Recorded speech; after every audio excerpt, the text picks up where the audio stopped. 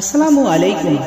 কুরআনের গুপ্তধন সূরা ইনফিতার মক্কি যুগের শেষ দিকে নাজিল হয়। সূরা নম্বর 82, আয়াত সংখ্যা 19, মক্কি সূরা।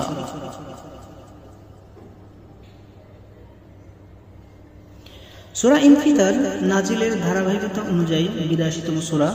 এর আগের সূরা নাজিয়াত, পরের সূরা ইনশিকাক। কুরআন মাজিদের বিন্যাস অনুযায়ী এটি 82 নম্বর সূরা।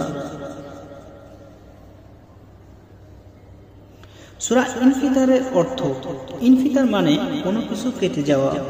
কিয়ামতের আগে আসমান ফেটে চৌচির হয়ে যাবে। সূরার 1 নম্বর আয়াতে ইনফিতার শব্দ থেকেই নামকরণ করা হয়েছে। সূরা ইনফিতারের মেজর থিম তিনটি: 1. আল্লাহর করুণা, 2. মানুষ সৃষ্টি, 3. মানুষের কর্মকাণ্ড সংরক্ষণ করে রাখা।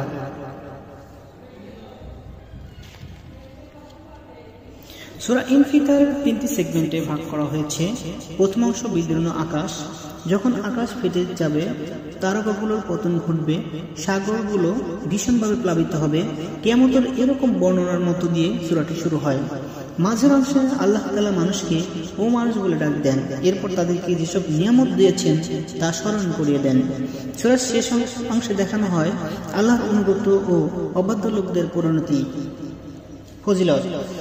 ইবনে উমর রাদিয়াল্লাহু তাআলা হতে বর্ণিত, আল্লাহ রাসূল সাল্লাল্লাহু আলাইহি ওয়াসাল্লাম বলেছেন, যে ব্যক্তি কিয়ামত দিনের অবস্থা স্বচক্ষে দেখতে চায় সেজন্য সূরা তাকবীর, ইনফিতার ও ইনশিকাক পাঠ করে। তিরমিজি। গতিপথ 4টি: 1. কিয়ামতের কিছু দৃশ্য, 2. ধোঁকা কেটে যাবে, 3. ফাঁকি দেওয়ার কোনো সুযোগ নেই, 4. ভিন্ন ভিন্ন প্রতিদান। সূরা ইনফিতার সেন্ট্রাল থিম কিয়ামত ও পরকালের চিত্র। সূরা ইনফিতারের ওভারভিউ।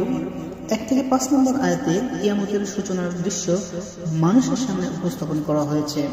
6 থেকে 8 নম্বর আয়াতে মানব জাতিকে সতর্ক করা হয়েছে তারা যেন কেবল দুনিয়াবী বিষয় নিয়েই মগ্ন না থাকে। 9 থেকে 16 নম্বর আয়াতে বলা হয়েছে মানুষ বিচার দিবসকে অস্বীকার করে। এর কারণ হলো তারা পরকালের প্রতিদানকে মিথ্যা মনে করে।